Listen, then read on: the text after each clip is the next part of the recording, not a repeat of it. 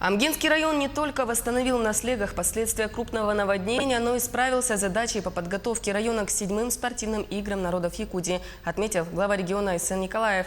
Комментируя предстоящие Олимпийские игры 2020 года в Японии, он пояснил, что руководство и страны, и республики сделают все возможное, чтобы наши спортсмены имели возможность принять участие в играх.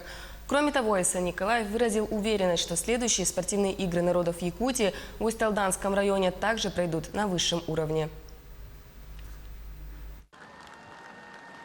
Дорогие друзья, президент нашей страны Владимир Владимирович Путин поставил задачу, чтобы не менее половины жителей нашей страны занималась физической культурой. Уверен, что у нас в республике получится. Я сегодня вижу все для того, чтобы наши люди занимались физической культурой, спортом, вели здоровый образ жизни. И вот спортсмены, которые стоят здесь, это лучший пример этому. Я желаю, чтобы соревнования прошли на самом высоком уровне, чтобы были поставлены новые рекорды, новые достижения, которые мы будем смотреть и которыми мы все будем гордиться. Пусть соревнования выявят самых лучших, самых достойных. Пусть победит сильнейший.